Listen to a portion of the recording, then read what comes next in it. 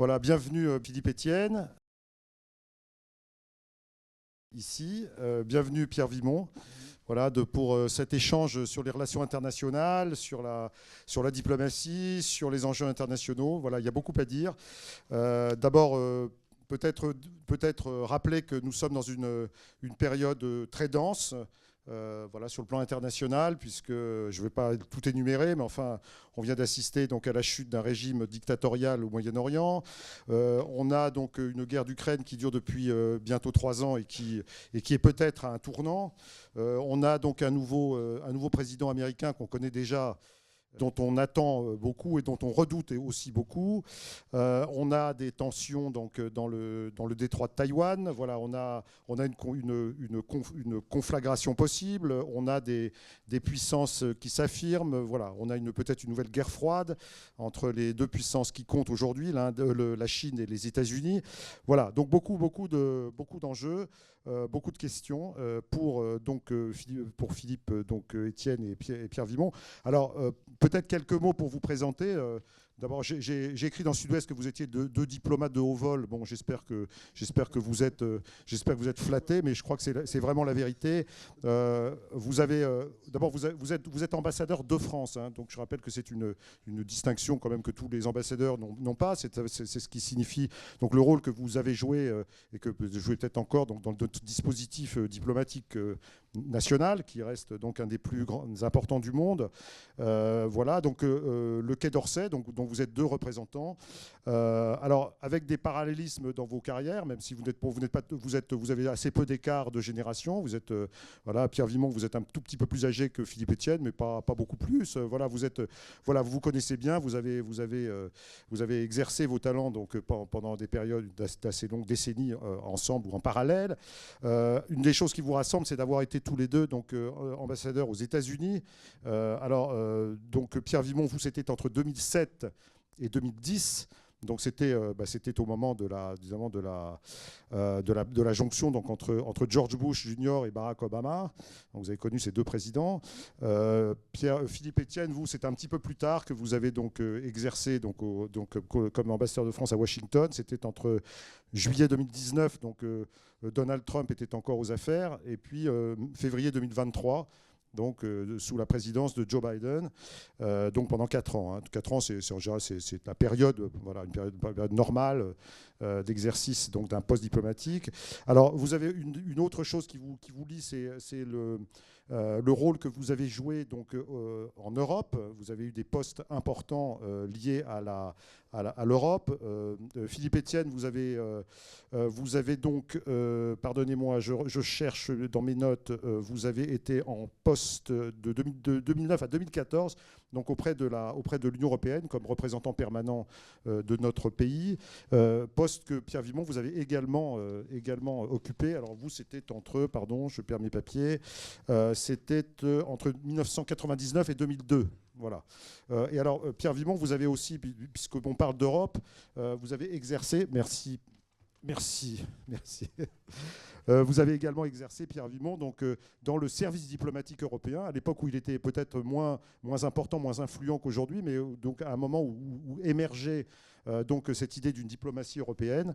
Donc ça s'appelait à l'époque le service européen pour l'action extérieure. Je crois qu'aujourd'hui, donc on l'appelle plus tout à fait comme ça. C'était entre 2010 et 2015, donc c'est pas vieux. Hein, c'est pas vieux. En tout cas, donc on verra avec les questions des étudiants dans quelle mesure la diplomatie européenne réussit ou pas à s'affirmer,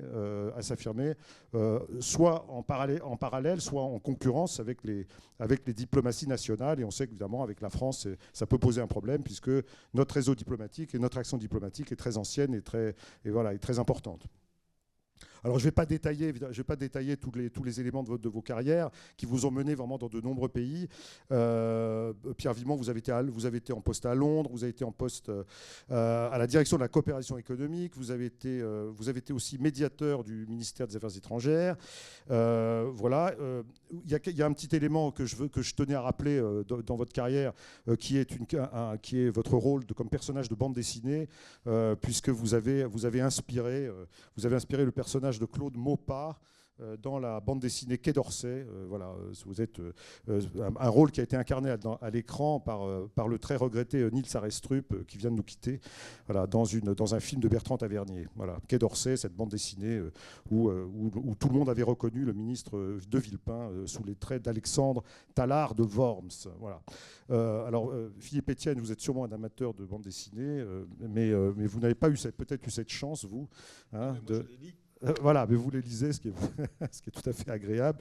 Alors vous avez tous les deux aussi secondé des ministres des Affaires étrangères. Philippe Etienne, vous aviez secondé donc, comme directeur de cabinet Bernard Kouchner à l'époque, avant ensuite de passer donc, à l'Élysée, où vous avez été le conseiller diplomatique du président Macron. Et ça c'est tout récent, puisque ça remonte tout récent, c'était entre 2017 et 2019. Hein.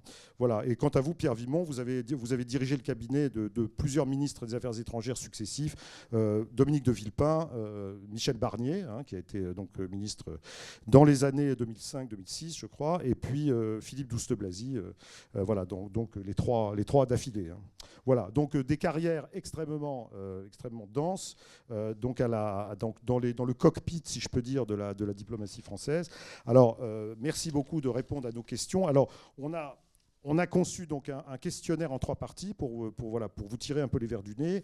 Alors, la première partie, c'est à savoir détailler un peu vos parcours de diplomate, et puis aussi, à travers cela, voir comment notre outil diplomatique français a évolué. La deuxième partie donc, va porter un peu sur les enjeux transatlantiques, les enjeux donc, des relations entre l'Europe et les États-Unis, à la lumière de la réélection de Donald Trump donc, il y a quelques semaines. Et puis enfin, les défis internationaux, mondiaux pour la diplomatie française et la diplomatie européenne, puisqu'aujourd'hui, ces deux dimensions sont inséparables. Voilà. Donc, je vais laisser la parole donc, à nos 2 premiers étudiants. Ils sont à côté de vous, donc Amaury et Marion, qui vont vous interroger tour à tour pendant jusqu'à 18h. Donc, je vous laisse la parole. Voilà, pour interroger nos deux invités. Allez, Marion. Donc, vous avez à votre actif de nombreux métiers au sein du Quai d'Orsay. Vous avez rencontré de nombreuses situations. Et notre question est la suivante. Quelle est la situation qui vous a confirmé que le métier de diplomate était fait pour vous ? C'est une question très personnelle, bien sûr. Et en ce qui me concerne, un peu particulière, parce qu'il se trouve que par manque d'imagination, je fais le même métier que celui de mon père. Mon père était déjà diplomate, mes beaux-frères étaient déjà diplomates, et donc ce que je m'étais juré, c'était de ne pas être diplomate. Et je rêvais d'être acteur de cinéma, musicien, j'ai pensé à des tas de choses, et puis je ne sais plus par quel concours de circonstances, je me suis retrouvé quand même dans le métier de diplomate. Et au fond, je me suis rendu compte que, pour répondre à votre question, que c'était un métier qui était fait pour moi parce que, précisément à cause de cette vie familiale qui était d'accompagner mes parents dans les différents postes où ils ont été, au Brésil, en Suisse, en Afrique du Nord, déjà aux États-Unis. J'ai découvert quelque chose qui pour moi était très important, qui était d'aller à la rencontre des autres, d'écouter les autres et de se dire que les autres avaient peut-être aussi des choses intéressantes à dire et qu'il ne fallait pas rester un peu nombriliste, tourné vers notre seul pays. Et au fond, pour moi, c'était ça, et ça reste ça, la diplomatie, c'est d'écouter les autres, de leur manifester à la fois du respect, d'écouter ce qu'ils ont à dire, qui peut être souvent très, très utile, et d'essayer d'en tenir compte en permanence. Et donc, à partir de là, j'ai trouvé que ce métier correspondait à peu près à ce que j'aimais. Voilà. Pardon. Un de vos collègues, d'ailleurs, Maurice Gourdeau-Montagne, a écrit un livre pour dire « Les autres ne pensent pas comme nous ». Exactement. Exactement. Alors moi je viens d'une famille de scientifiques, j'ai fait des études de mathématiques, donc je n'étais pas du tout destiné à être diplomate, mais j'ai eu envie de le devenir à travers l'intérêt pour notamment les langues étrangères et un stage à l'ambassade de France en Hongrie en 1978, ça fait pas mal de temps, m'a confirmé dans cette vocation.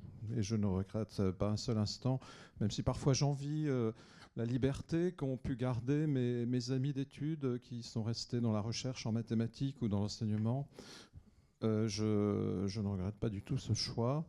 Par contre, j'ai 4 enfants et ils m'ont tous dit, comme Pierre à un moment, que jamais ils ne deviendraient diplomates. Mais voilà, je ne sais pas s'ils le deviendront, peut-être pas, parce que c'est aussi un métier où on travaille énormément. Et c'est un métier qui souffre un peu parfois de l'image qu'il le projette et qui n'est pas du tout l'image vraie. C'est un métier où il y a un très fort investissement. Et moi, ce que j'aime dans ce métier, c'est exactement la même chose que Pierre. C'est-à-dire qu'on a la chance de parler depuis un pays qu'on doit aimer, parce qu'on le représente. On représente la France, c'est un très grand honneur, c'est une très grande chance aussi. Mais bien faire ce métier, c'est comme il l'a dit, c'est s'intéresser aux autres. Et c'est s'intéresser aux autres et essayer de comprendre. Et pour les comprendre, il faut creuser, il faut aller s'intéresser aux cultures et aux langues. Lorsque vous occupiez vos fonctions d'ambassadeur à l'étranger, dans un poste à l'étranger, quelle était votre capacité d'initiative par rapport au pouvoir exécutif à Paris ? La vérité, c'est qu'elle est beaucoup plus grande qu'on ne le croit en général. Lorsque je suis parti à Washington, j'ai rencontré un certain nombre de mes prédécesseurs, c'est ce qu'on fait très, très souvent, et l'un d'entre eux m'a dit, vous verrez, vous êtes à la tête d'une petite et moyenne entreprise et vous pouvez faire à peu près ce que vous voulez. Alors c'est un peu exagéré, mais la vérité, c'est que on reçoit bien évidemment beaucoup d'instructions sur des dossiers précis d'actualité, mais pour le reste, pour aller, comme le disait très justement Philippe, à la découverte du pays dans lequel on se trouve, eh bien, c'est à nous de prendre les initiatives, c'est à nous de voir les secteurs dans lesquels on veut essayer de bouger, de connaître, etc. Et donc, je trouve que c'est un métier, le métier de diplomate.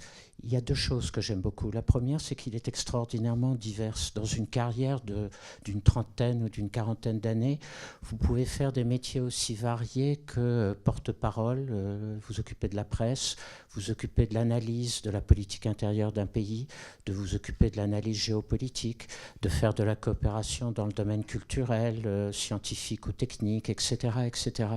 Et ça, c'est une très grande une diversité, si vous voulez, que vous ne trouvez pas toujours dans les autres fonctions de l'administration. Et la deuxième chose, c'est ce que je disais, c'est qu'au fond, vous avez une marge d'initiative et de liberté personnelle qui est quand même importante et qu'il faut savoir utiliser. Le risque de plus en plus, à mon avis, c'est que dans l'administration, on n'ose plus. On a un peu peur et on préfère rester dans la routine.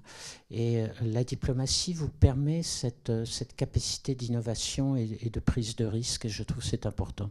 Et avez-vous un exemple particulier durant votre carrière, un moment que cela vous évoque ? Oh, il y en a plein. Mais par exemple, pour prendre l'exemple des États-Unis, je suis sûr que Philippe pourra vous donner beaucoup plus d'exemples que moi encore. Il est resté plus longtemps que moi. C'est d'aller dans telle région des États-Unis où la France n'est pas forcément très influente, n'a pas beaucoup de rayonnement, et de décider d'aller là pour voir ce qu'on peut essayer de faire, par exemple. Et puis dans des situations plus dramatiques, moi j'ai connu au cabinet toutes les questions des otages français. Et là, vous devez prendre des initiatives en permanence, c'est-à-dire des gens qui téléphonent en disant je sais comment régler le problème et comment les libérer, qu'est-ce que vous faites ? Vous allez à la rencontre de cette personne ou pas ? Peut-être un escroc, peut-être au contraire celui qui va tirer les fils de la libération des otages. En règle générale, il faut y aller. Il vaut mieux utiliser toutes les possibilités et ne rien laisser passer et ne rien faire au hasard. Mais c'est quand même des choix qu'il faut prendre en permanence. Oui, je pense que cette question sur la marge de manœuvre de l'ambassadeur, du diplomate, est un peu paradoxale, parce que le fait que les dirigeants puissent se parler directement entre eux, avec les moyens de communication qui existent, on se dit que finalement, nos lointains prédécesseurs, ils restaient des mois sans que les instructions arrivent. Ils négociaient des traités super importants. Aujourd'hui, c'est plus du tout pareil. Donc, on a l'impression qu'on a moins de marge de manœuvre. Mais en fait, je suis d'accord avec Pierre. On a énormément de marge de manœuvre, mais différemment aujourd'hui avec cette période de communication. Et je vais citer deux autres exemples où le métier de diplomate a beaucoup évolué et où l'ambassadeur a un rôle considérable. c'est la diplomatie économique, parce qu'aujourd'hui, notre pays a besoin d'investisseurs pour créer de l'emploi, de la richesse, pour faire venir des centres de recherche et de développement. Et moi, je sais par mon expérience que dans des pays importants comme les États-Unis ou l'Allemagne, les décideurs vont voir l'ambassadeur, mais pas forcément d'autres représentants de l'ambassade. Et il faut créer un climat d'équipe au sein de l'ambassade et être capable de faire levier de ce qu'on peut faire comme ambassadeur. Et on peut faire beaucoup. Et l'autre exemple, c'est la communication. Parce qu'aujourd'hui, le métier de diplomate, notamment le métier d'ambassadeur, c'est beaucoup de la communication et c'est bien. C'est de la communication, c'est-à-dire aller à la radio, à la télévision, mais aussi être présent sur les réseaux sociaux. Et c'est ça qui est fantastique, comme l'a dit Pierre, c'est la diversité. C'est vraiment extraordinaire. Donc moi, évidemment, j'ai eu des moments comme Pierre, comme chaque diplomate, parfois même de grandes responsabilités ou avec un poids important. J'en citerai un à Paris, c'est effectivement les cellules de crise. Par exemple, quand on doit décider, alors c'est pas le directeur de cabinet qui décide, mais on est un maillon important pour décider d'évacuer ou pas nos compatriotes. J'ai, comme Pierre, été en situation aussi de rencontrer des familles d'otages, qu'est-ce qu'on leur dit, etc. Il y a des moments de grande responsabilité. Et puis je citerai un moment en poste aux États-Unis, parce qu'il était très particulier, c'était la crise du contrat des sous-marins australiens, où le président de la République a décidé de me rappeler pour exprimer la protestation de la France contre une administration américaine qui n'avait pas été correcte avec nous.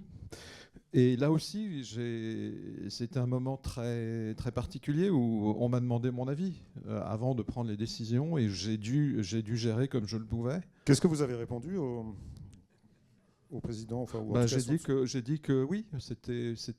Vous avez approuvé. Ouais. Oui, à condition qu'on puisse gérer à terme et à très court terme. Et heureusement, parce que quelques semaines après, il y a eu l'invasion de l'Ukraine par la Russie, qu'on puisse se rabibocher assez vite. Mais il fallait montrer justement, pour le faire, il fallait marquer le coup. Mais j'ai eu à gérer cette crise, y compris vis-à-vis des autorités américaines, en allant les voir, en allant leur expliquer, en allant leur dire qu'il allait se passer ceci et cela, parce que c'était inacceptable, vous voyez. Donc on a ce genre d'événements qui arrivent, et pas seulement dans les grands pays, mais aussi dans les petits pays, parce qu'il n'y a pas de petite responsabilité là. Quand on représente son pays, c'est même parfois, j'imagine, peut-être plus dur quand on est très très loin de la France. J'ai oublié de dire tout à l'heure dans votre présentation que vous aviez également représenté notre pays à Berlin, ce qui n'est pas voilà, pendant 3 ans. Alors, Marion. Oui. Donc, est-ce qu'on peut encore dire que la France est une troisième voie ? Sommes-nous devenus un pays suiviste, selon vous ? Je ne sais pas très bien où est la France aujourd'hui. Pour tout vous dire, dans cette géopolitique de plus en plus compliquée, ce monde multipolaire dont on parle de plus en plus, où se situe la France et plus généralement l'Europe aujourd'hui ? Est-ce qu'elle est quelque part entre les grandes puissances globales, ce qu'on appelle en général, comme ça qu'on appelle en général les États-Unis, la Russie, la Chine d'un côté, le Sud global de l'autre. Les Européens rêvent d'être une sorte de troisième voie quelque part entre les deux. Mais regardez, avec la guerre d'Ukraine, les Européens sont déportés vers les États-Unis et considérés par le reste du monde comme des puissances occidentales. La France a toujours détesté être associée à une puissance occidentale, mais la vérité, c'est qu'aujourd'hui, dans cette vision du monde qu'ont beaucoup de nos partenaires, qui est l'Ouest contre le reste, the West against the rest, où se situe l'Europe, comment est-ce qu'elle arrive à se positionner un peu différemment. On voit bien ce qu'elle devrait être, et que la France à la tête de l'Union européenne, comme souvent le président de la République a essayé de le faire, en lançant des débats sur l'autonomie stratégique de l'Europe, sur la capacité de l'Europe de parler d'une seule voix, d'être à la table des négociations. on voit bien comment pourrait se dessiner un rôle particulier pour l'Europe dans ce monde compliqué. Mais la vérité, c'est que pour le moment, c'est pas ça. Prenez toutes les grandes crises, l'Ukraine, le Moyen-Orient, ce qui se passe dans toute cette zone de l'Indo-Pacifique. Au fond, l'Europe n'arrive pas à se positionner de manière autonome, de manière, je dirais, indépendante. Et c'est bien ça le travail qu'elle a à fournir à l'heure actuelle, et que la France, plus que quiconque au sein de l'Union européenne, doit être un peu le meneur de jeu de l'Union européenne pour mener l'Europe dans cette direction-là. Mais pour le moment, nous ne l'avons pas encore prise, cette direction. Nous sommes très divisés entre nous. La vérité, c'est que tout le débat sur l'autonomie stratégique, il n'y a pas encore vraiment d'accord entre les 27 États membres sur ce que ça doit être, ce que cela doit signifier. Et vous le voyez bien dans les débats que l'on a actuellement sur comment faire monter en puissance une défense européenne autonome, en relation avec l'OTAN, mais en même temps capable d'agir toute seule. On voit bien que c'est encore très compliqué, que nous sommes encore très loin d'un accord entre nous. Et pendant ce temps-là, le monde avance, les événements se multiplient de tous côtés, et l'Europe est quand même singulièrement absente des discussions en cours, des négociations qui pourraient apparaître ici ou là. Alors vous le voyez ces derniers jours, et c'est intéressant à suivre, sur tout le dossier ukrainien, vous commencez à voir un groupe de pays qui se forment peu à peu. Parce que mon sentiment personnel, c'est qu'à 27, on n'y arrivera pas, et qu'il faut donc un groupe de pays qui partagent à peu près les mêmes idées et qui deviennent un peu les meneurs de jeu, la locomotive de l'Europe. Et vous le voyez bien autour de la Pologne, la France, l'Allemagne, la Grande-Bretagne, qui n'est plus dans l'Europe mais qui est encore là, l'Italie, l'Espagne. Il est en train de se créer un groupe de pays qui pensent à peu près la même chose et qui essayent d'avancer. On va voir ce que ça donne, mais on n'y est pas encore. Philippe Etienne. Sur le Sud, il faut évidemment que la France et l'Europe évitent de tomber dans le piège que les puissances comme la Russie et la Chine, notamment la Russie avec la guerre en Ukraine, tendent, qui est, ce que disait Pierre, de faire un Occident qui serait isolé finalement dans le monde.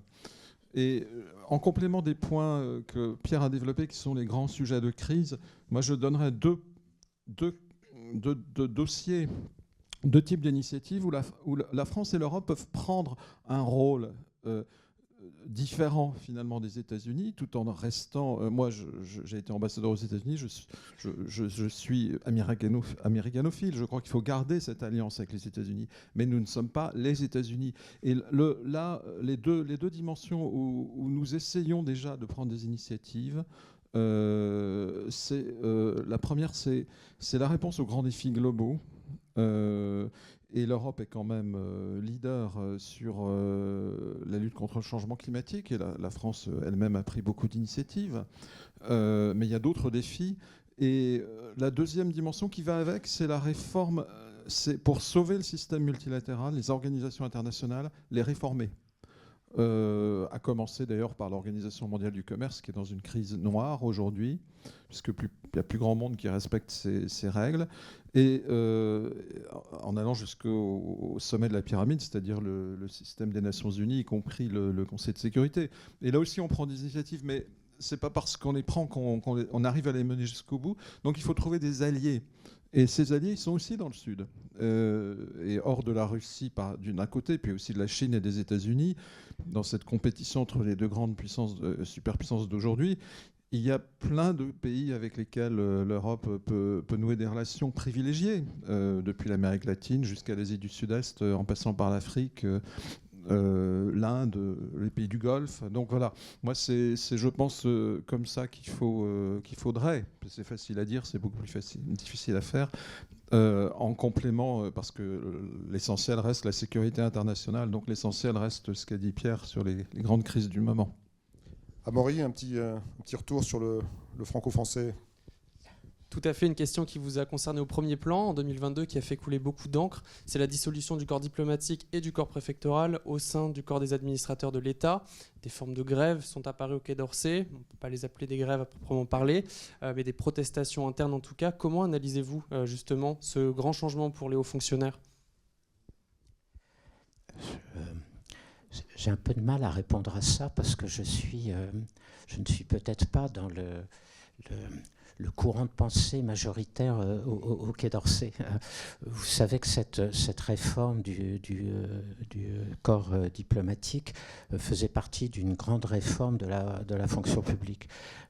Pour ma part, je ne suis pas d'accord avec cette grande réforme de la fonction publique parce que je continue à penser qu'on a besoin d'expertise dans tous les différents domaines pour le métier de diplomate, mais comme pour le métier de préfet ou pour le métier pour les fonctionnaires qui s'occupent des transports, par exemple. Ça ne s'apprend pas comme ça, il faut savoir le faire. Moi, si demain, avec mon expérience de diplomate, on me jetait dans une préfecture pour m'occuper de l'ordre public, je ne suis pas sûr que je saurais faire. Donc, j'ai toujours pensé que c'était bien, comme dans le système antérieur, d'obliger les fonctionnaires de temps en temps à aller voir un peu à l'extérieur de leur corps ce qui s'y passe, pour se nourrir un peu de cette expérience de ce que font les autres ministères.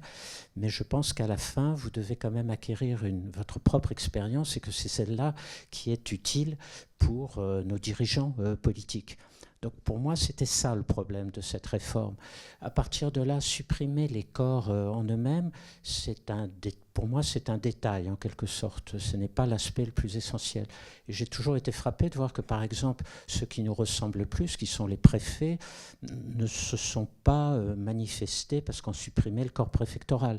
Beaucoup plus intelligemment, parfois même que les diplomates, ils se sont battus pour obtenir que leur expertise soit reconnue et soit d'une certaine façon protégée, notamment dans les nominations au cours des carrières des gens qui vont peu à peu occuper les échelons supérieurs dans le cadre de leur fonction.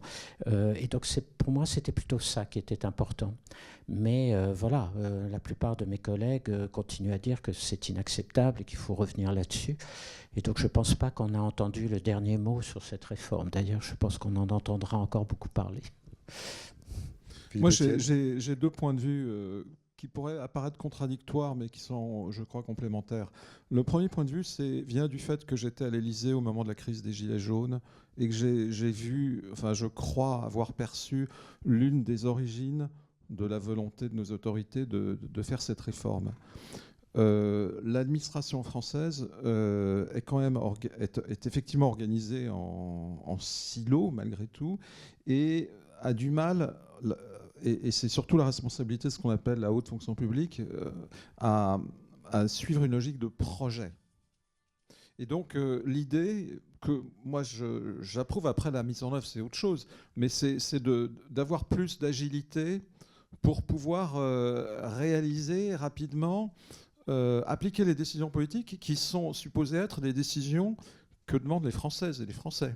C'est ça l'idée. Et donc l'idée, c'était qu'on casse un peu ces limites et ensuite on puisse bâtir sur la base des compétences dont on a besoin pour chaque projet, l'organisation qui va bien. Après, moi, j'étais ambassadeur de France aux États-Unis quand il y a eu la réforme. Et j'ai parlé j'avais à le faire, et puis de toute façon, ça m'intéressait, à mes jeunes collègues. Moi, j'étais à la veille de prendre ma retraite, cette réforme ne me touchait plus directement.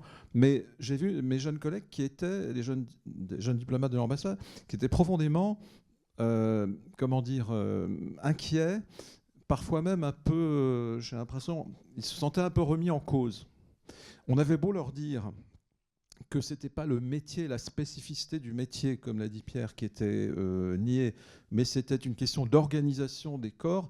Ils n'ont pas vraiment acheté l'argument parce que c'est vrai que c'est difficile on vous dit on respecte votre métier, votre spécificité, mais en fait entre guillemets n'importe quelle personne de n'importe quel ministère pourra, donc ils n'ont pas compris ça. Alors après il y a eu une grève ce qui est très rare au Quai d'Orsay, Et il y a eu des négociations et il y a eu un grand exercice d'états généraux de la diplomatie piloté par un de nos collègues, l'ambassadeur Bonafont. Et il y a eu quand même des effets positifs parce que pour la première fois depuis des années, on a eu des décisions plus positives sur le plan budgétaire. Mais globalement, je crois qu'il reste cette impression que, en plus de l'inquiétude sur l'avenir des carrières, enfin là, ça rejoint ce que disait Pierre. Est-ce que notre singularité en termes de métier va être reconnue ? Par exemple, ceux qui se sont spécialisés dans des langues d'Orient. Alors, il y a eu des réponses techniques, mais ça reste une question. Marion, tu peux peut-être poser tout de suite la question, la 7e question, là, qui évidemment sur le rapport d'Emmanuel Macron et des diplomates. Effectivement, nous entendons souvent parler des rapports assez épineux entre Emmanuel Macron et les diplomates. Pensez-vous que Emmanuel Macron aime les diplomates et à votre avis, a-t-il essayé de les contourner à plusieurs reprises ? Je pense que Philippe saura répondre à cette question beaucoup mieux. Ah oui, on l'attend. Il a été le conseiller diplomatique du président. Je ne crois pas. Pour revenir sur ce que disait Philippe, avec lequel je suis tout à fait d'accord, moi, il y a quelque chose qui m'a toujours beaucoup intéressé à propos de la façon dont le public en général voit le métier de diplomate. Au fond, personne ne sait très bien ce que c'est que le métier de diplomate et a beaucoup de mal à le définir. Et peut-être quelque part, nous retrouvons ça dans le personnel politique français qui a l'impression qu'au fond, ce métier, tout le monde peut le faire, si vous voulez. Or, l'intérêt peut-être pour les diplomates, c'est d'aller un peu plus expliquer ce que c'est et quelle est cette réalité-là. Et quand vous arrivez justement à entrer dans le détail, à montrer aux gens ce que c'est, notamment Philippe faisait allusion au multilatéralisme. Le multilatéralisme, c'est quand vous êtes diplomate de vous retrouver dans une salle où vous êtes avec, alors si vous êtes dans l'Union européenne, c'est 26 autres délégations qui sont là. À l'ONU, c'est encore bien pire, c'est plus d'une centaine. Et si c'est vous le président de séance, comment vous gérez cette réunion ? Comment vous faites avancer les négociations ? Eh bien ça s'apprend. Il faut une certaine expertise. Comme je le disais tout à l'heure, il faut écouter les gens et arriver peu à peu à faire avancer les choses. Parvenir dans les discussions avec les uns et les autres à les obliger à faire des choix entre leurs différentes priorités, parce qu'on ne peut pas tout avoir. Il faut faire des compromis, des concessions réciproques, etc. Et ça, c'est un métier comme un autre, peut-être pas le plus difficile des métiers, mais c'est un métier. Et je suis toujours frappé de voir chez beaucoup de nos dirigeants politiques une certaine incompréhension par rapport à ça. Alors, en ce qui concerne l'actuel président de la République, je laisse la parole à votre réponse, Philippe, votre réponse est très feutrée, Pierre Vimont, mais voilà, Philippe Etienne. Écoutez, moi j'ai été effectivement pendant 2 ans le conseiller diplomatique de notre actuel président de la République. Et donc, je n'ai noté chez celui-ci absolument aucune réserve vis-à-vis du travail que peut faire le Quai d'Orsay, sauf à des moments où il a pu sentir un réflexe un peu que je qualifierais de corporatiste, quand il y a eu des rétractations face à certaines nominations, par exemple. Je pense que le principal sujet pour nous, et là encore je rejoins ce que dit Pierre, c'est l'attitude de notre ministère, c'est d'aller, on a un magnifique métier à expliquer, donc il faut l'expliquer, et il faut aussi, mais pour moi c'est facile à dire parce que finalement j'ai jamais servi en Afrique, j'ai failli être ambassadeur au Bénin et puis je suis reparti à Bruxelles l'un de mes nombreux séjours, il faut aussi qu'on montre qu'on est capable d'occuper tous ces postes dans le monde, et pas seulement... et moi, je suis représentant exactement du contraire, parce que j'ai toujours été dans des grands postes. Enfin, j'ai eu la chance d'être nommé à droite et à gauche, à Bucarest, à Moscou, peut-être, dans des postes un peu moins prestigieux. À l'époque, Moscou, c'était conseil culturel, donc c'était pas ambassadeur. Mais ce que je veux dire par là, c'est que c'est ça qui a pu, à un moment... crisper le président. Mais c'est pas seulement... c'est une attitude qui peut être perçue comme crispée, plutôt. Or, le président de la République, c'est pas l'image qu'il a en général du Quai d'Orsay. C'est pas du tout l'image qu'il a. Il a vu dans les grandes crises, comme ses prédécesseurs d'ailleurs. Est-ce que vous savez, par exemple, que le centre de crise du ministère de l'Europe et des Affaires étrangères a été choisi pour gérer les conséquences des attentats de 2015 en France ? Parce que c'est une structure extrêmement professionnelle. On a des agents qui vont, dès qu'il y a une crise quelque part, qui vont... C'était vrai au moment du tsunami, mais depuis... Moi, j'ai travaillé avec Bernard Kouchner. C'est lui qui a remis à un niveau extrêmement professionnel ce centre de crise. Et le président de la République, il l'a vu dans toutes les crises.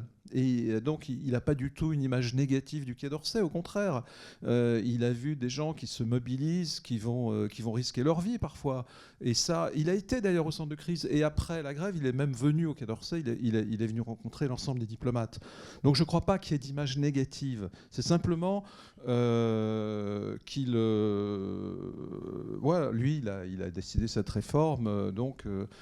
peut-être qu'on a donné ça parfois l'impression, peut-être pour de bonnes raisons, je vous ai parlé de mon dialogue avec de jeunes diplomates, il y a peut-être eu une petite dose de malentendu à ce moment-là, mais franchement, non, vraiment, il y a eu de multiples expériences depuis 2017 et avant 2017 de voir le professionnalisme, le courage et l'utilité des diplomates, même depuis le plus haut niveau de l'État, ça je peux vous le dire. Bon, vous en êtes très bien sorti là, franchement, impeccable. Je vous ai parlé de mon cœur. Je veux garder le micro parce que Amaury a une petite question là, la 6 là. Effectivement, donc je reprends vos propos, Philippe Etienne. Vous avez failli être ambassadeur au Bénin, mais en 2017, vous avez également failli être ambassadeur à Moscou. Votre décret de nomination est paru. Et finalement, comme vous l'avez évoqué, vous êtes devenu le conseiller diplomatique du président de la République. Que s'est-il passé ? Et est-ce que bien le poste de conseiller diplomatique du président de la République est un poste qui ne se refuse pas ? Alors non, ça, effectivement, j'estime qu'il ne se refuse pas. Mais ce qui s'est passé, c'est très simple. Moi, après Berlin, j'ai été nommé à Moscou. J'avais même eu l'agrément du président de la Fédération de Russie. Vous voyez de qui je veux parler. Et puis, et j'étais très heureux parce que j'avais été une première fois en poste à Moscou comme conseiller culturel et de coopération à l'époque de la fin de l'Union soviétique. On a eu la chance, ma famille et moi, d'être là à Moscou lorsqu'il y a eu cet événement historique. Et donc moi j'étais ravi de repartir. J'avais ressorti mes manuels de russe. Et puis un nouveau président a été élu. Il m'a demandé de venir. Évidemment, j'ai accepté. Alors, on voulait vous poser une question sur les réseaux sociaux, savoir si c'est important pour les diplomates, mais leur tourne, si vous voulez répondre, pendant que les deux étudiants regagnent leur place et pendant que les deux autres venaient. Donc Mathilde et Valentine. Et puis donc on va passer à un autre sujet. En attendant, c'est vous, Pierre Vimont, qui avez parlé des réseaux sociaux, en disant que c'est très important quand même de s'y intéresser. Forcément, difficile de ne pas s'y intéresser, mais un diplomate peut-il faire aujourd'hui sans les consulter ou les utiliser ? Vous avez raison. Je pense que ça relève d'un problème beaucoup plus général pour la diplomatie aujourd'hui. C'est que les instruments de la diplomatie doivent s'adapter à cette nouvelle réalité. Vous avez parlé des réseaux sociaux, mais on pourrait parler de plein d'autres choses, de toutes ces attaques. On appelle ça les attaques hybrides, la désinformation, les attaques cyber, etc. Et c'est normal, le monde évolue, de nouvelles technologies apparaissent, de nouveaux acteurs apparaissent, de nouveaux défis apparaissent.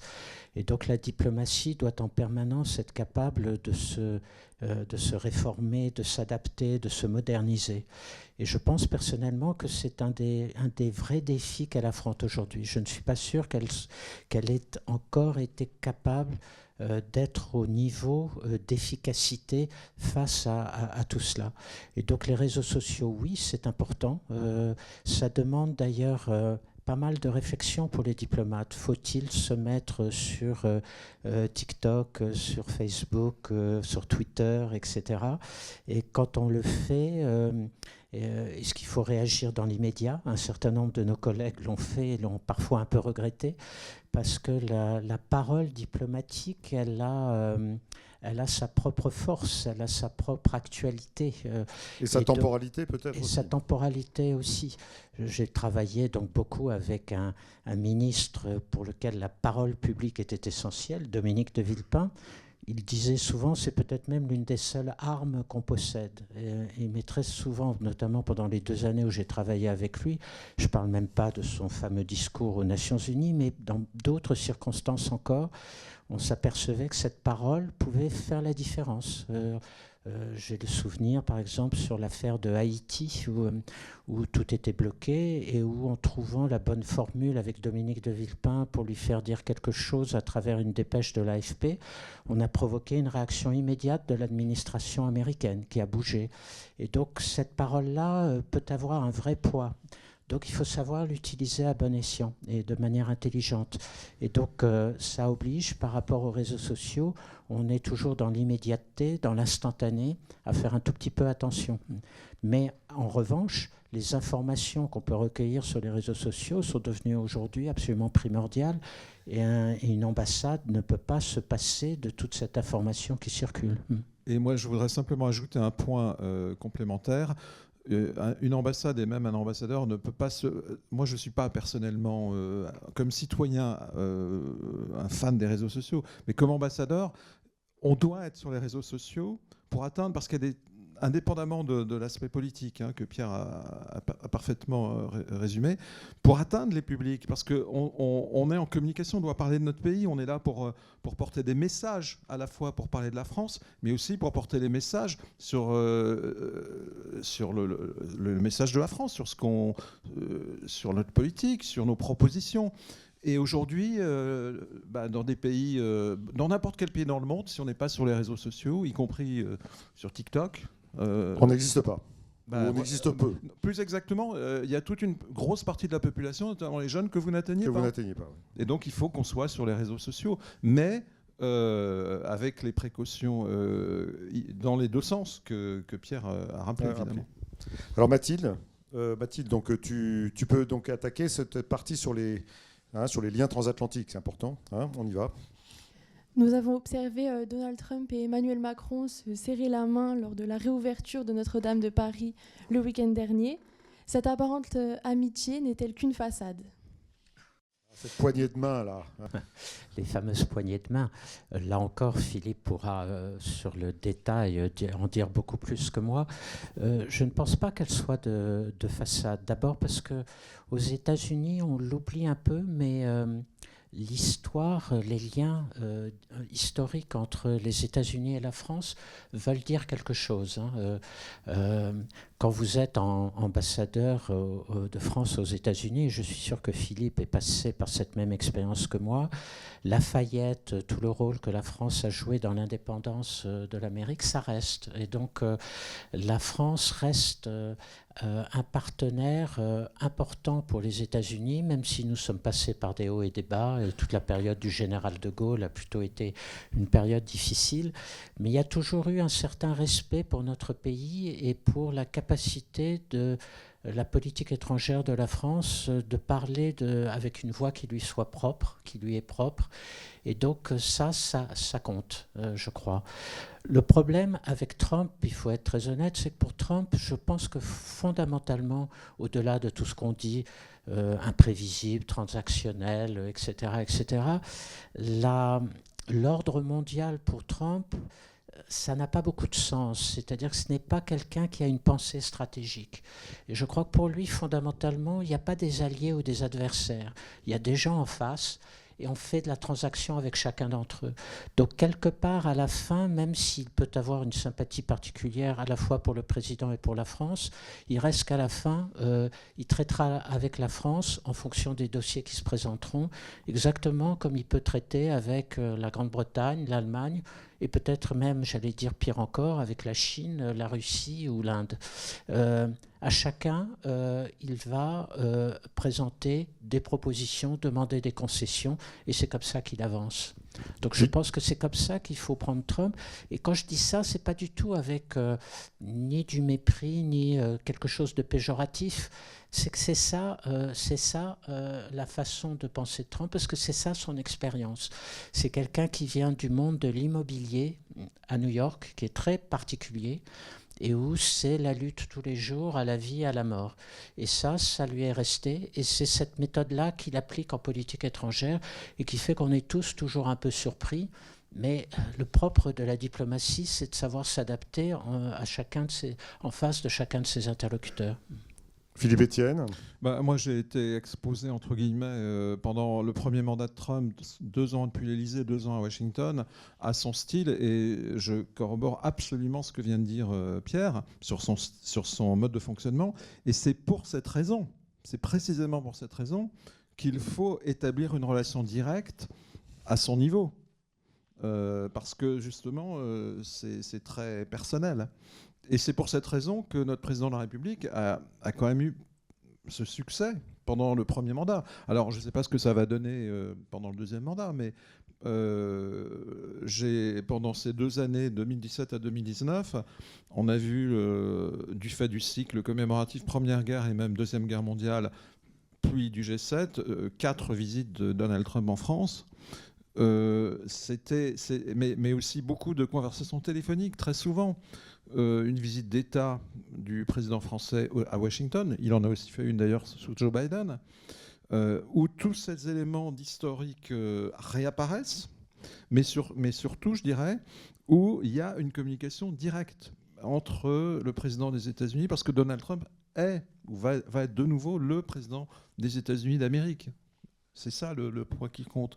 Et donc, compte tenu de sa personnalité, avoir ce contact direct est extrêmement utile et même indispensable. Valentine. À toi. Ah, pardon. Oui, c'est vrai qu'on se partage le micro, excuse-moi. Merci. Petite question sur la Pologne. Alors, aujourd'hui, Emmanuel Macron est en visite en Pologne, pays qui, en 2025, prévoit d'allouer 4,7% de son PIB à la défense. Ainsi, face aux défis actuels, pensez-vous que les dépenses européennes sont-elles suffisantes aujourd'hui ? Les dépenses militaires, non, vous avez raison. Si vous prenez le chiffre moyen de dépenses militaires par rapport au PNB en Europe, la Pologne est au-dessus de tout le monde avec son 4. La moyenne, je crois, aujourd'hui, c'est 1,6%. Vous savez qu'on s'était promis, tous les Européens, un sommet qui s'est quand même tenu il y a exactement 10 ans, 2014, à Cardiff, d'atteindre 2%. Et on n'y est toujours pas si vous prenez la moyenne de tout le monde. Les Français y sont, tout juste. La Pologne est bien au-dessus, la Grèce aussi à cause de ses relations tendues avec la Turquie. Mais vous avez encore quelques-uns des plus grands pays européens, Espagne, Italie, qui sont très en dessous, et l'Allemagne aussi. Et donc oui, il faut faire cet effort-là, et on n'y est pas encore. Et c'est important d'avancer vers cette voie-là. Simplement, ce qu'il faut bien comprendre, et je trouve que c'est quelque chose que nous perdons un peu de vue parfois quand on parle de l'Europe, c'est la géographie européenne. Il n'y a pas de secret. Les pays qui aujourd'hui sont au-dessus du 2%, c'est ce que j'appellerais les pays de la ligne de front. C'est tous les pays qui ont une frontière directe avec la Russie ou sont tout près de la Russie. Les 3 pays baltes, la Pologne, la Finlande, la Suède. C'est vrai aussi pour la Roumanie, par exemple ? La Roumanie y est aussi. Oui, oui, tout à fait. Oui. J'ai été ambassadeur à Bucarest, je peux vous le confirmer. J'étais à Bucarest ces 3 derniers jours, d'ailleurs. Ouais. Et donc, il n'y a pas de secret. Et quand vous avez des discussions actuellement sur la Russie, la menace russe, et que vous parlez avec les Polonais, pour eux, ça veut dire quelque chose. Quand vous parlez avec les Espagnols ou les Portugais, intellectuellement, ils comprennent, bien évidemment. Mais vous savez, personnellement, au niveau de la population, ça paraît très très loin tout ça. Donc c'est à la fois l'immense atout de l'Europe, c'est sa diversité, mais aussi la conséquence de ça, c'est qu'on ne voit pas les choses de la même manière.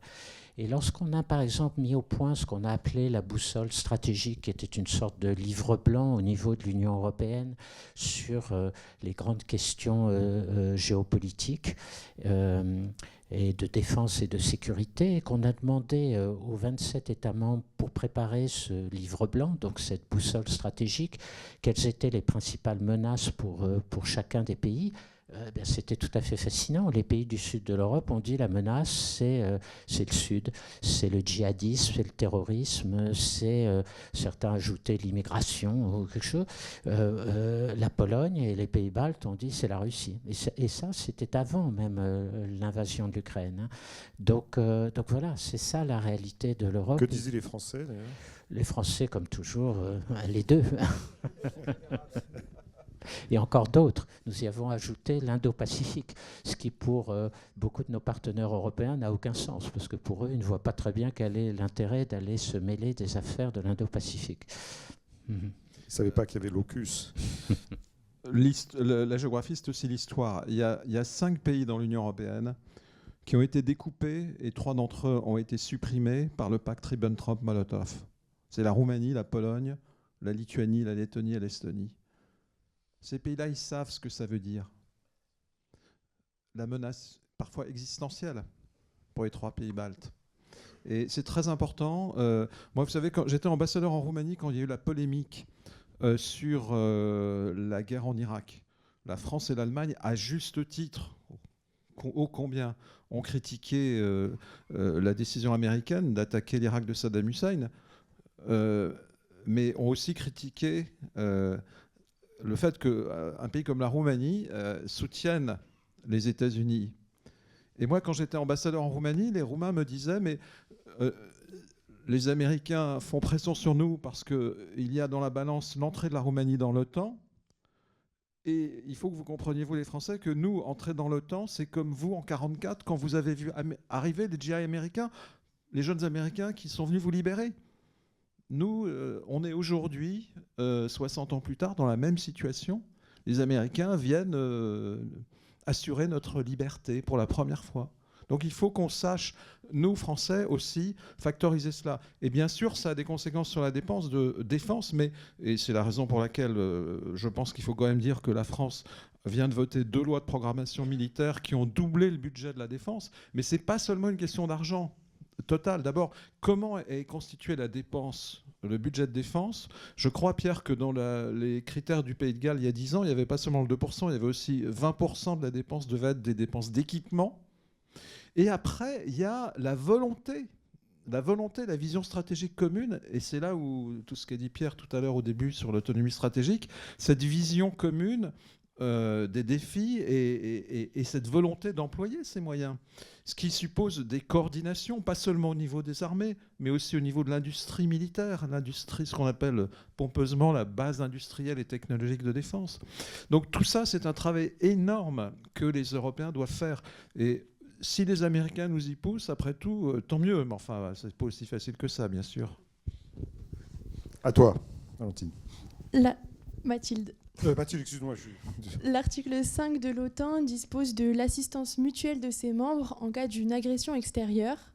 Donald Trump a déclaré qu'il ne respecterait pas cet article pour les pays qui n'investissent pas suffisamment dans leur défense. Quelle est la position des pays européens et de la France en particulier par rapport à cette déclaration ? De manière générale, nous pensons que si on veut donner le sentiment, notamment à la Russie, d'une vraie solidarité entre Européens, il vaut mieux éviter de prononcer des déclarations comme celle-là. Mais précisément, pour revenir à ce que je disais tout à l'heure, dire ça à Trump, c'est comme l'eau sur les plumes d'un canard, il s'en contrefiche totalement. Parce que lui, ce qu'il n'aime pas, comme il le dit, c'est être pris pour un sucker, c'est-à-dire se faire avoir par les pays européens qui payent moins de 2% et qui profitent de l'Amérique aux dépens de l'Amérique. Donc, il tient ses propos très durs. Vous savez, il y a quelque chose que j'ai souvent entendu ces derniers temps aux États-Unis par un certain nombre d'Américains qui n'occupent pas forcément des fonctions dans l'administration, qui peuvent être des citoyens ordinaires, et qui me disaient le problème souvent pour les étrangers, c'est que vous prenez trop souvent Trump au pied de la lettre et pas assez souvent sérieusement. Vous ne le prenez pas au sérieux. Ce que dit Trump sur le fond est très juste, sur le fait que les Européens se sont quand même beaucoup reposés sur les Américains depuis 1945 pour assurer leur défense. Ce qui leur a permis pendant ce temps-là de retrouver leur prospérité économique, etc. Je signale d'ailleurs, mais vous le savez sûrement, que l'administration Obama disait déjà la même chose. L'un des premiers qui a dit aux Européens il faut commencer à envisager de payer un peu plus et d'avoir plus de dépenses militaires, c'était le secrétaire à la défense d'Obama, Bob Gates, qui d'ailleurs au moment de son départ est allé faire un discours d'adieu à l'OTAN où il a dit il y en a assez, il faut que vous payiez maintenant. C'est à vous de payer votre défense de plus en plus parce que c'est pas normal, vous êtes des pays prospères, des pays développés, et vous devez le faire. Et je vous signale d'ailleurs que, encore récemment, quand j'étais à Washington, quand vous parlez avec des sénateurs démocrates, des adversaires de Trump, ils vous disent la même chose. Ils disent même on a trop donné pour l'Ukraine. C'est à vous, les Européens, de faire cet effort. Donc, il faut que nous prenions conscience que nous devons faire ça. Et donc, les discours de Trump sur si ça continue, je vais me retirer de l'OTAN et tout ça, je crois que c'est très exagéré. Lui-même ne le pense pas. Vous savez, même dans son entourage, tout le monde sait l'atout que représente pour l'Amérique l'OTAN et l'Alliance Atlantique et le fait d'avoir ses partenaires européens auprès d'eux. C'est un formidable atout dans leurs négociations avec la Chine, avec la Russie ou avec d'autres. Il y a peu d'alliances aussi fortes, aussi étroites actuellement dans le monde que cette alliance des partenaires transatlantiques. Donc Trump le sait. Mais ce qu'il veut, c'est nous bousculer, nous forcer à payer plus.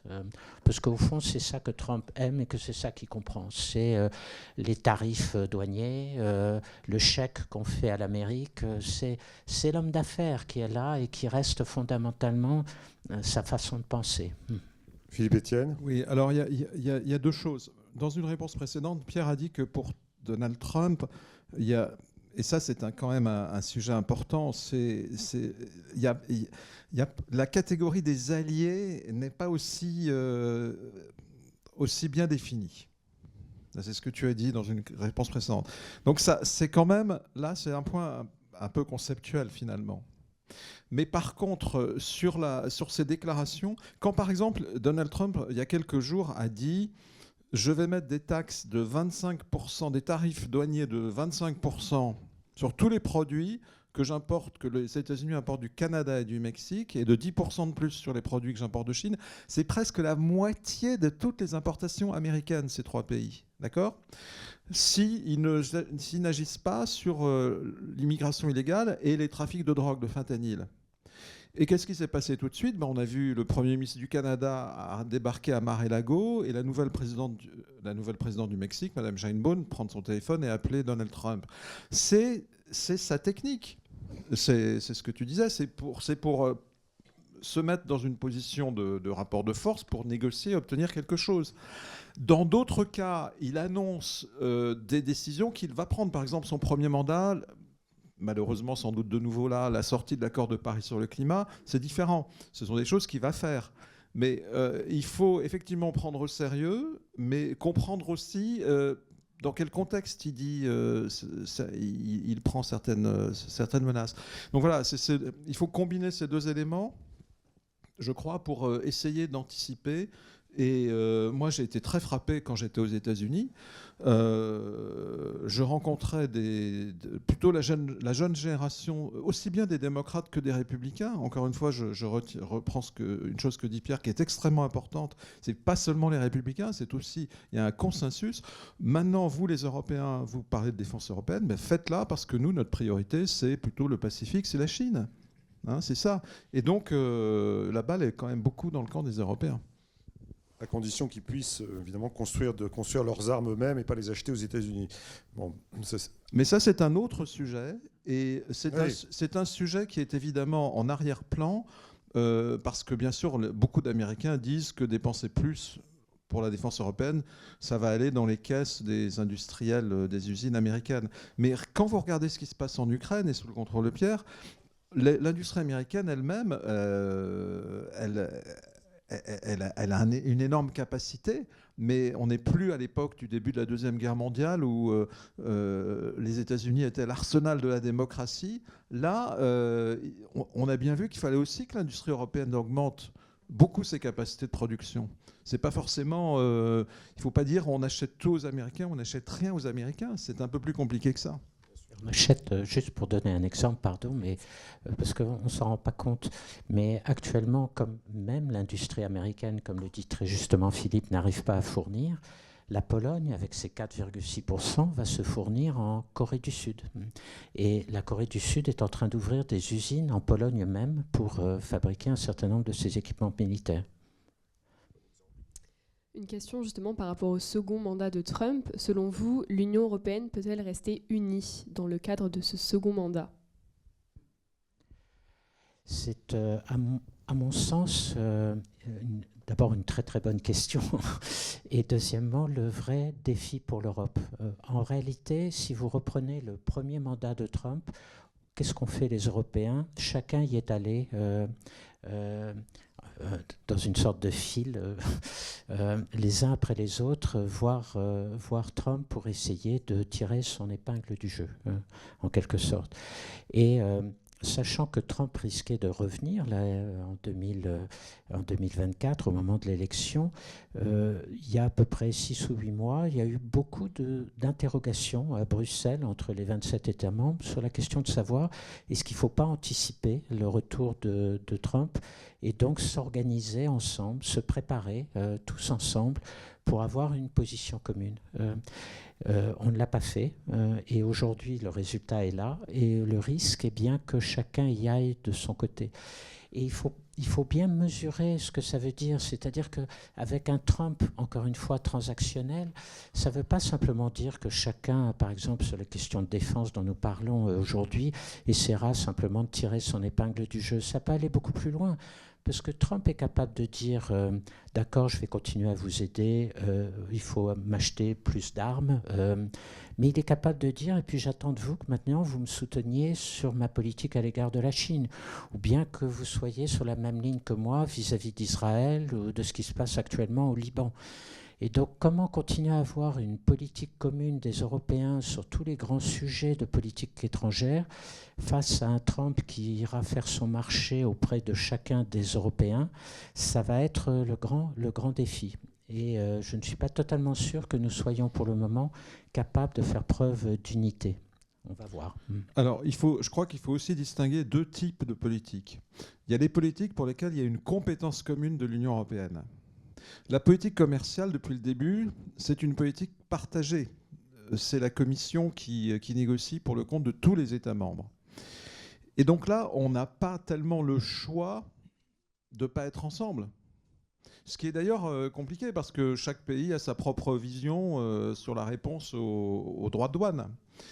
La politique de concurrence aussi est une politique commune, d'une certaine manière maintenant. Et on va avoir, sans doute, ça va pas mal secouer parce qu'on a des instruments juridiques sur le numérique que la Commission doit utiliser puisqu'ils ont été adoptés et qui visent les grandes entreprises technologiques américaines. Après, il y a la politique étrangère où on reste en coordination. On a maintenant ce service européen d'action extérieure, on a le haut représentant, la haute représentante, mais on est quand même beaucoup plus en national. Et l'une des difficultés de l'Union européenne dans ses relations avec les États-Unis, mais aussi avec la Chine ou d'autres grands partenaires, c'est de structurer une gouvernance où on puisse, et ça ne peut se faire qu'au niveau des chefs d'État et de gouvernement et des responsables des institutions européennes, globaliser, parce qu'en face de nous, on a un Donald Trump qui globalise, qui met dans le même panier la défense et le commerce. Et quelle est la gouvernance qui permet à l'Union européenne de globaliser des questions qui sont de compétences partagées, de compétences communes, de compétences mixtes et de compétences purement nationales ? Ça, c'est une question d'organisation très importante et qui suppose que les chefs d'État et de gouvernement se mettent d'accord entre eux pour savoir comment répondre sur l'ensemble des sujets de notre relation transatlantique. Alors, une question sur la Calas, qui n'est pas une question sur l'opéra. Vas-y. Kaja Kallas est la nouvelle chef de la diplomatie européenne depuis le 1er décembre. Pensez-vous que ces termes de diplomatie européenne sont pertinents ? J'ai eu le grand honneur de travailler dans ce service européen d'action extérieure qui est le service diplomatique européen. On l'a même avec Madame Ashton créé, mis en place, établi en 2000, à partir de 2010-2011. Et on voit bien qu'aujourd'hui encore, on est encore très loin d'être arrivé à avoir vraiment une politique étrangère, une diplomatie commune des Européens. Pourquoi ? Parce que je pense qu'à l'heure actuelle encore, et tout le monde a sa part de responsabilité, hein, la France également, tous les 27 États membres ne sont pas totalement convaincus, à mon avis, qu'il est préférable d'avoir une diplomatie commune et d'agir ensemble à 27 plutôt qu'éventuellement être une sorte de chevaux léger qui avance tout seul et mène sa politique tout seul. Vous voyez Orban actuellement sur le dossier ukrainien et les relations avec la Russie. Mais vous le voyez très bien sur la crise de Gaza, le conflit de Gaza, où vous avez une Union européenne divisée au moins en 3 groupes. Ceux qui, quoi qu'il arrive, soutiendront Israël, ceux qui, à l'opposé, sont maintenant devenus des fermes partisans de l'État palestinien. Hein, ils l'ont même l'Espagne et d'autres, la Suède, la Slovénie ont reconnu même un État palestinien. Et puis entre les deux, des pays comme notamment la France qui essayent de trouver un chemin intermédiaire. Et donc, quand vous allez voir ces différents groupes et vous leur dites qu'il faut faire quelque chose ensemble, ils ne sont pas du tout prêts à bouger pour le moment. D'où la faiblesse de cette diplomatie européenne. Et au fond, la grande difficulté aujourd'hui de la diplomatie européenne, c'est de trouver des instruments qui forcent en quelque sorte les États membres à être plus solidaires et à être d'accord pour estimer qu'aujourd'hui, nous avons intérêt à avoir une diplomatie européenne beaucoup plus intégrée que plutôt agir de manière séparée et isolée. Je pense que les 27 États membres ne sont pas entièrement convaincus de l'intérêt d'une approche intégrée, contrairement à ce que je pense Philippe ou moi nous pouvons dire, on est plus fort à 27 pour parler sur la scène internationale.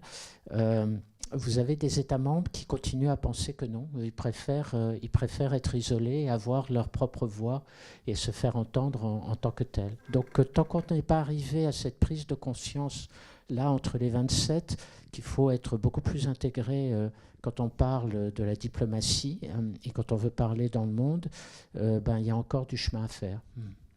Philippe Etienne, un petit mot. Moi, je ne connais pas personnellement Kaja Kallas, qui sera donc la quatrième autre représentante, mais de l'histoire de l'Union européenne, mais enfin depuis le traité de Lisbonne, mais elle a visiblement fortement impressionné. Et puis, je connais un peu le pays d'où elle vient, l'Estonie. Elle était première ministre d'Estonie, et j'ai été frappé du fait qu'elle ait repris cette proposition de démultiplier l'effort européen au niveau de l'Union européenne en matière de défense, avec un très gros budget. Je pense que, bien sûr, certains ont dit, mais du coup, elle va avoir un biais par rapport à la Russie, ce sera compliqué quand on voudra faire la paix en Ukraine. Mais je pense que c'est quand même ça a l'air d'être une personnalité, on va voir, hein, moi, encore une fois, je ne la connais pas, mais qui a une certaine volonté de bouger les choses. Et venant d'un pays dont je parlais tout à l'heure... Pays de la ligne de front. Hein. Voilà. Pierre parlait de la ligne de front, moi je rappelais leur histoire. Ça peut être un atout si, effectivement, il y a une collégialité qui se crée, notamment avec les ministres des Affaires étrangères, et au moins la très grande majorité, puisque, comme le disait Pierre, il y en a forcément quelques-uns, on en connaît un ou deux qui joueront pas le jeu. Une dernière question, là, sur cette partie. Oui. Alors, une question sur l'euroscepticisme. On voit que l'Europe, ces dernières années, est cernée par des partis eurosceptiques ou europhobes, notamment en Moldavie, en Roumanie ou encore en Géorgie. Quel est l'avenir de l'Union européenne face à ces menaces, selon vous ? Je vais vous dire une chose, moi, qui m'a frappé, c'est 1992, le traité de Maastricht, soumis au référendum en France et qui passe juste 50,8%. Et à l'époque, je me souviens très bien parce que je travaillais avec à l'époque la ministre en charge des Affaires européennes, Elisabeth Guigou, qu'on avait été au premier rang pour toute cette négociation et pour toute cette campagne référendaire. Et même avant, d'ailleurs, on avait déjà senti, 1992, un mouvement qui commençait dans notre pays, alors appelez-le euroscepticisme, comme vous voulez, mais qui était là. Et je me souviens, à l'époque, nous avions écrit des notes et mis en garde en disant il faut retenir les leçons de cette campagne difficile. Et il y a un mouvement de fond qui apparaît en France, qui n'est pas d'extrême droite ou d'extrême gauche à l'époque, mais qui est des gens qui n'arrivent plus à comprendre ce qu'on essaye de faire à Bruxelles, ce qui a pris de plus en plus d'importance ensuite, qui est le sentiment d'élite, des élites coupées, séparées du reste de la population. Et quoi de plus élitiste que le petit monde de Bruxelles enfermé dans sa bulle et ne comprenant souvent pas ce qui se passe en dehors et qui continue à avancer. Et je le dis d'autant plus volontiers qu'à l'époque, je me souviens, on avait dit à l'équipe de Delors, de Jacques Delors lui-même, vous savez, nous on reçoit un courrier au cabinet de la ministre des Affaires européennes de plus en plus critique de ce que vous faites à Bruxelles. Et moi-même, je revenais de Bruxelles enthousiasmé par tout ce qu'on faisait là-bas et pour découvrir qu'en France, il n'y avait pas du tout le même enthousiasme. Et ben, ce début qui était là n'a fait que se développer depuis, a donné le résultat négatif au référendum de 2005 et donne ce qu'on a aujourd'hui, non seulement dans notre pays, mais un peu partout. Il faut y faire attention, si vous voulez. Tout ce qu'on a dit sur les récentes campagnes électorales en Géorgie, en Moldavie, en Roumanie, on en parlait avec Philippe en venant vous rejoindre ici à Bordeaux. C'est vrai qu'il y a de la manipulation, de la désinformation, le rôle souterrain de la Russie et tout ça. Mais il y a quelque chose de beaucoup plus profond et qu'il faut prendre en compte et qu'il ne faut pas repousser comme ça. Les manipulations de l'information faites par des puissances étrangères sont très sophistiquées. Elles s'appuient toujours sur des divisions dans notre société et sur des craintes de nos citoyens. Donc le populisme se nourrit des problèmes, en tout cas tels qu'ils sont perçus par nos sociétés et qui ne sont pas réglés par la politique traditionnelle. Je crois qu'il se nourrit aussi du fait que notre démocratie traditionnelle, notre démocratie élective a... Et là, c'est plus seulement des problèmes de manipulation de l'information, mais à l'âge des réseaux sociaux, à l'âge où la circulation de l'information est immédiate, a du mal à s'adapter. D'où l'importance, pour moi, mais là je parle en tant que citoyen, pas en tant que diplomate, mais je le vois aussi à l'échelle de l'Union européenne et pas seulement à l'échelle de chacun de nos pays, de développer ces nouvelles formes de démocratie participative, délibérative, comme on l'a vu sur la fin de vie, l'Assemblée de citoyens, ou la Convention citoyenne, pardon. Je pense que donc il y a des problèmes d'ajustement de nos sociétés, de nos démocraties, pardon, de notre vie démocratique. Il y a aussi des problèmes que nous devons mieux soit régler, soit mieux expliquer. Quand je parle de nous, je ne devrais pas dire nos gouvernants.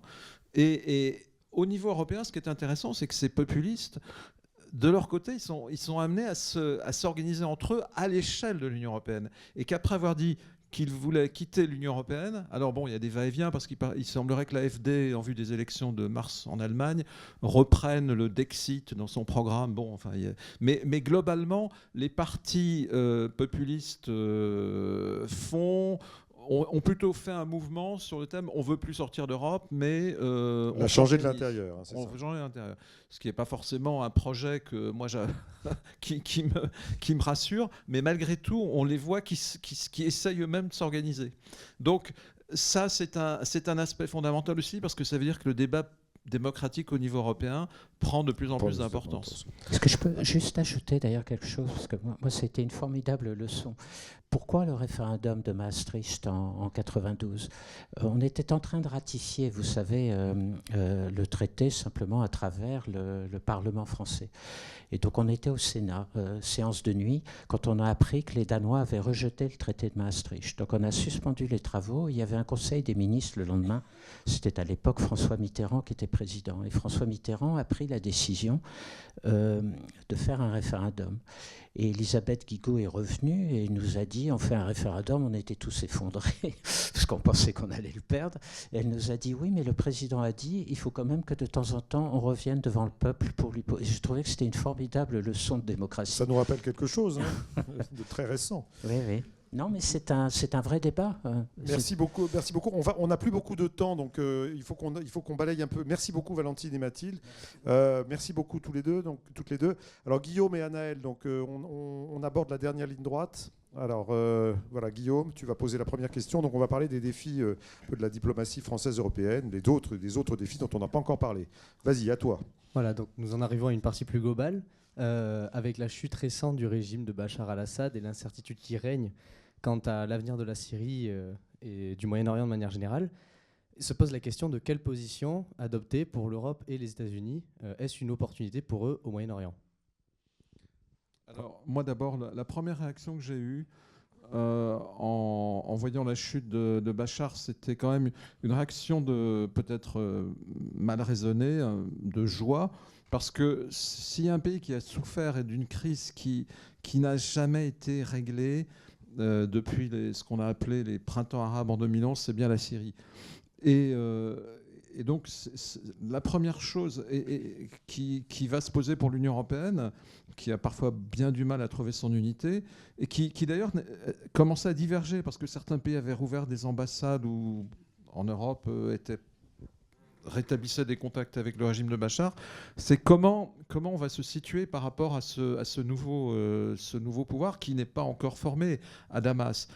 Et il y a une grande question pour nous, notamment en France, c'est comment les nouveaux maîtres de Damas vont se situer par rapport aux Kurdes qui occupent pour l'instant, avec un certain soutien des pays occidentaux, avec le risque de retrait américain que pourrait décider Donald Trump, le nord-est. Et pourquoi c'est important pour nous ? Parce que ce sont nos alliés contre Daesh.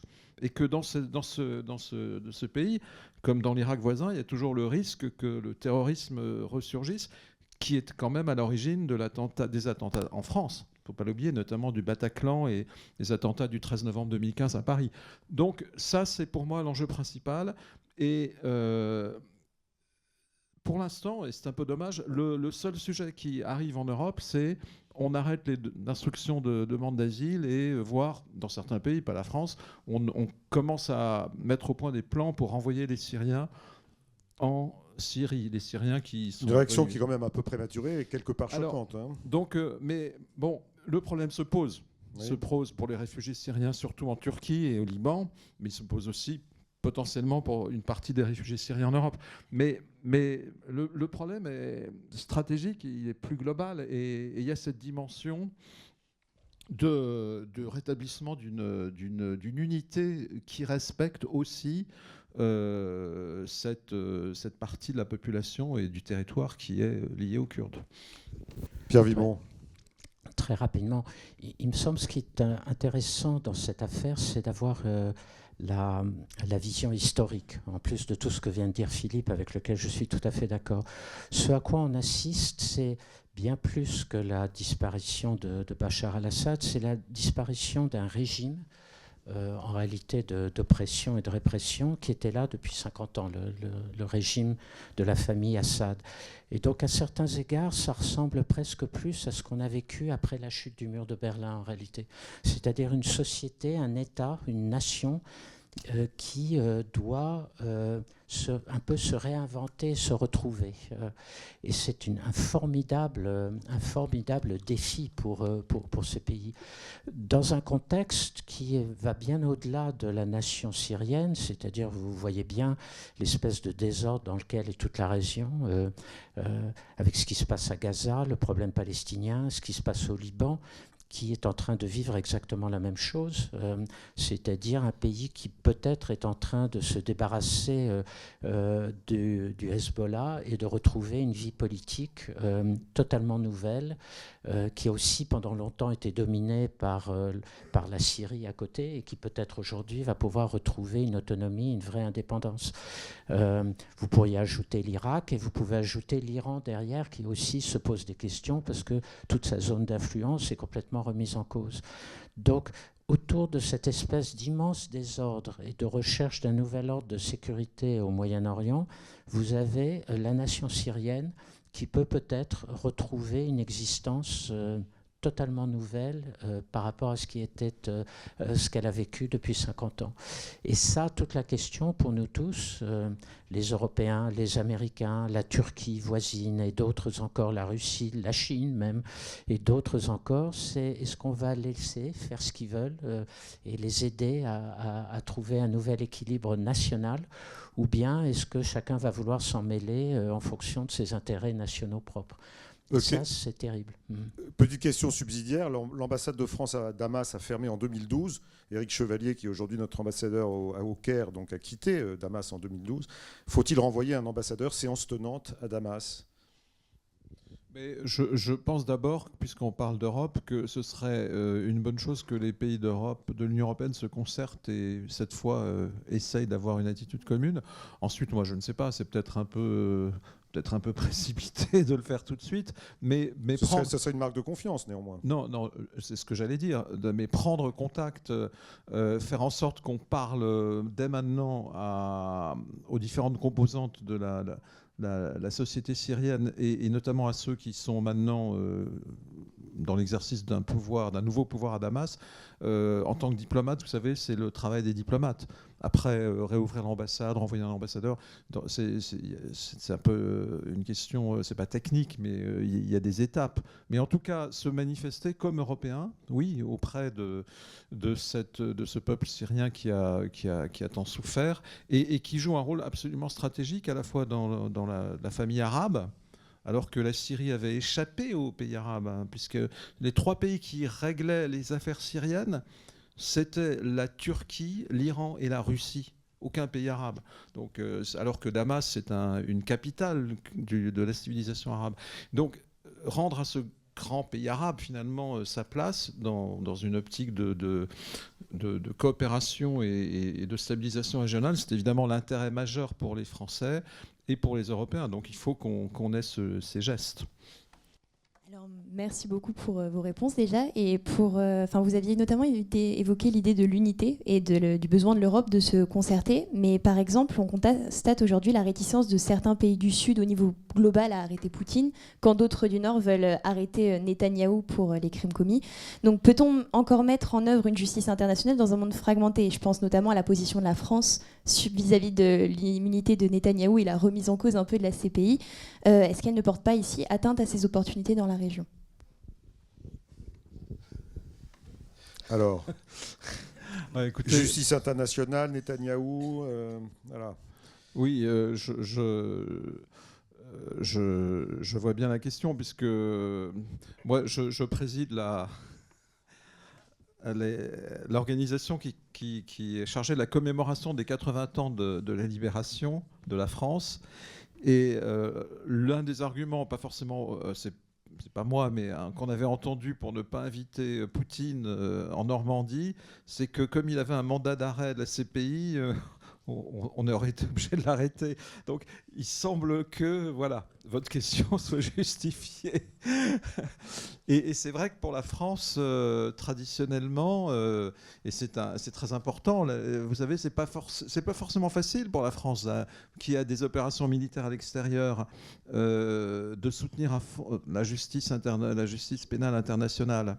C'est un risque. Si certains pays comme les États-Unis n'en veulent pas, c'est notamment parce qu'ils ne veulent pas que leurs propres militaires... Donc la France a fait cette démarche. Et là, avec ces décisions de la CPI contre 2 dirigeants israéliens, ça arrive au moment où il y a le processus de paix, en tout cas de cessez-le-feu au Liban, et où on est dans des objectifs diplomatiques un tout petit peu concurrentiels, et on essaye de... Il s'agit de ne pas compromettre quand même ce cessez-le-feu durement arraché. aux Israéliens. Et auquel la France, avec les États-Unis, participe.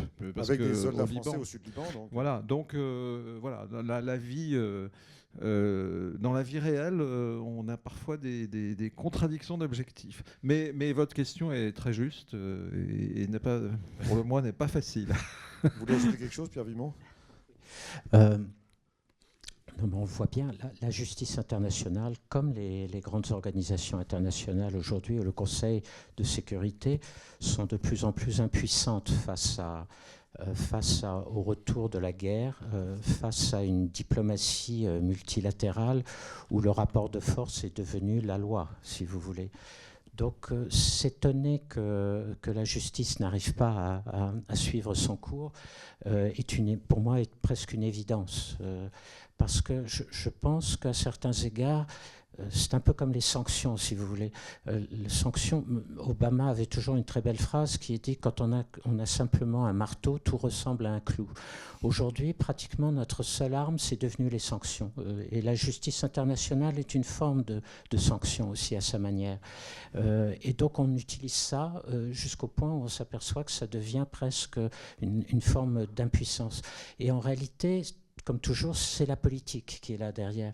Le vrai scandale, à mon avis, aujourd'hui, si vous voulez mon avis sur l'affaire de Gaza et Netanyahou, c'est pas le mandat d'arrêt contre... C'est le fait que l'aide internationale humanitaire n'arrive pas à Gaza et que alors qu'on a les camions qui sont prêts, que nous avons la capacité d'envoyer chaque jour 300 camions à Gaza pour aider la population, les autorités israéliennes bloquent et que face à ça, on ne sait pas quoi faire. Et donc je pense que c'est beaucoup plus quelque chose comme ça qui est important et sur lequel, si la communauté internationale voulait retrouver un peu de crédibilité, c'est sur ça qu'il faut se battre, beaucoup plus que la justice. Je m'arrête là. Guillaume ? Alors précisément, vous avez évoqué un certain retour de la violence comme langage normalisé des relations internationales. Dominique de Villepin, dans un article de juin 2024 dans Le Monde diplomatique, évoquait notamment le concept de guerre globale, c'est-à-dire une guerre qui conjuguerait des tensions entre les États et au sein des États et qui dépasserait donc les lignes de front et se répandrait dans la société en général, dans les sociétés en général. Face à cette théorisation, pensez-vous qu'il faut craindre un éclatement généralisé de cette violence ? À certains égards, oui. La violence est maintenant partout. Vous le voyez même dans notre politique intérieure et dans la manière dont, par exemple, nos maires, nos hommes ou femmes politiques sont l'objet de violences qu'on ne connaissait pas il y a quelques années. Ce qui d'ailleurs est un élément intéressant dans la diplomatie telle que moi je l'ai pratiquée depuis 30 ou 40 ans, malheureusement, à cause de mon âge. C'est que quand j'ai commencé dans ce métier, honnêtement, la politique intérieure, on n'en parlait jamais. Ça, on avait très peu de contact avec le Parlement. On y allait de temps en temps avec le ministre pour des auditions devant la Commission des Affaires étrangères. Mais la politique en tant que telle, politique intérieure, n'était pas un facteur qu'on devait prendre en compte dans notre réflexion sur la politique étrangère. Je pense qu'aujourd'hui, on ne peut plus faire ça et que tout est complètement mêlé aujourd'hui. Et on le voit dans tous les domaines. Et donc oui, la violence est partout et toute la question, c'est comment maintenant que le diable est sorti de sa boîte, le ramener dans sa boîte. Et c'est très difficile parce qu'au fond, la diplomatie, avec les techniques qu'on a développées jusqu'à maintenant, on ne sait pas très bien comment faire. Et moi, c'est la question que je me pose toujours, parce que ces dernières années, on me demandait d'avoir un dialogue avec la Russie. Et ce dont je me suis rendu compte très vite, c'est comment faire de la diplomatie avec en face de soi des gens qui ne font plus de la diplomatie, qui ont un autre discours, une autre façon de faire, et comment essayer de revenir et de ramener tout le monde autour d'une table pour négocier, probablement avec des méthodes nouvelles, mais quand même pour laisser les armes au vestiaire, en quelque sorte, et se remettre autour de la table pour discuter. C'est à mon avis le défi le plus difficile que l'on a à l'heure actuelle. Philippe Etienne, vous êtes aussi pessimiste ? Oui et non. Je pense que il y a toujours eu des pulsions vers la violence et des rapports de force. Et que ce qu'on voit aujourd'hui c'est peut-être l'état du monde réel et qu'on on aurait pu s'illusionner, mais enfin, il y a quand même eu le 11 septembre, il y a eu beaucoup il y avait beaucoup de violence, même si on ne la sentait pas, ne serait-ce que dans les inégalités, dans les sentiments d'injustice. Moi, ce qui me frappe par rapport à ce qu'a dit, en complément de ce qu'a dit Pierre, c'est la dimension technologique aussi. Parce que, bon, on dit souvent qu'il y a de nouveaux espaces de conflictualité, donc de violence possibles, qui sont, alors on parle des espaces maritimes, de l'espace extra-atmosphérique et du cyberespace. Moi, c'est cet espace cyber qui m'impressionne, surtout avec l'intelligence artificielle qui arrive dessus. Là, on est effectivement dans une guerre globale parce que, enfin dans une guerre globale, dans un risque de violence globale parce que on voit que à travers les conflits hybrides, comme on dit maintenant, les rapports de force se projettent à l'intérieur effectivement des États par ces développements technologiques. Et donc il faut que nos sociétés s'organisent et ça fait partie du développement de la défense. C'est pas seulement, comme on le disait, une question de budget, c'est aussi une question d'adaptation. C'est pas en soi... bon, c'est l'état du monde. Après tout, ces technologies ont des aspects très positifs aussi. Il faut simplement affronter cela les yeux ouverts. Merci. Donc, Anaëlle, tu vas poser la dernière question. Alors, sur un point un peu plus précis aussi de cette violence généralisée, on observe actuellement un usage décomplexé de la menace nucléaire, que ce soit entre les missiles russes, les essais de la Corée du Nord, alors qu'en parallèle, on a un prix de la Nobel de la paix qui a été décerné aux survivants d'Hiroshima. Quelle est votre réaction face à tout ça? Et la question un peu sous-jacente, c'est est-ce qu'on a encore de l'espoir, entre guillemets? Bien sûr qu'on a de l'espoir. Et simplement, le défi de la prolifération nucléaire n'est pas nouveau, mais on a des instruments. On a l'instrument de base qui est le traité de non-prolifération, qu'on a beaucoup de mal à défendre par rapport à ces nouvelles puissances nucléaires comme la Corée du Nord, avec leurs spécificités qui sont plutôt inquiétantes. Mais... ça ne s'arrête pas. Enfin, bon, le nucléaire, c'est une menace existentielle depuis Hiroshima et Nagasaki. Mais je reprends ce que je disais sur l'intelligence artificielle. On va avoir des armes d'intelligence artificielle. Il faut que dans la réforme du système international, et je reviens à ce que je disais au début, l'Europe et la France ont un rôle, je crois, moteur à jouer avec beaucoup d'autres pays dans le monde. Il y a une partie importante qui est le contrôle des armements, la maîtrise des armements. Après, il y a des sujets plus particuliers, et notamment l'utilisation faite par Poutine dans la guerre en Ukraine de la menace nucléaire. Hein. Mais sur un plan plus général, je pense qu'il faut se projeter dans un monde où, effectivement, encore une fois, les possibilités technologiques évoluent très vite et où il faut qu'on ait, en tant que communauté internationale, avec un rôle d'initiative, je crois, de l'Europe, des propositions de maîtrise de ces nouveaux armements. Pierre Vimont, sur le nucléaire. Très rapidement sur le nucléaire. Vous savez, de temps en temps, et j'entends souvent des professeurs d'université me dire, au fond, si vous prenez les 30 ou 40 dernières années, est-ce qu'il y a eu des succès diplomatiques? Au fond, la diplomatie totalement impuissante ne fait rien. Et au fond, quand vous réfléchissez, c'est dans le domaine nucléaire qu'il y a eu... quelques réussites diplomatiques, tous les grands accords dits de contrôle des armements, le New Start, etc., plus l'accord sur les forces nucléaires intermédiaires, etc., et plus récemment l'accord sur le programme nucléaire iranien, qui a été quand même un vrai succès en 2015. Malheureusement, Trump y a mis fin pour, à mon avis, d'autres raisons d'ailleurs que la question de prolifération nucléaire. Lui, ce qu'il ne comprenait pas, c'est pourquoi on avait rendu son argent à l'Iran. Le fait qu'on ait rendu un chèque à l'Iran le rendait fou, furieux. Mais donc, encore une fois, je reviens toujours à cette idée essentielle que c'est de la volonté politique à la fin qui fait la différence. Et quand même, le nucléaire fait un peu peur à tout le monde et c'est peut-être par le nucléaire qu'à nouveau on reviendra à la table de négociation et qu'on reprendra un jour les négociations. Mon sentiment, c'est qu'il faudra du temps, mais que c'est peut-être par là que les contacts, par exemple, avec la Russie reprendront le moment venu. Mais on va passer d'abord par une longue période d'incertitude et d'instabilité, et il faut s'y préparer et s'armer de courage.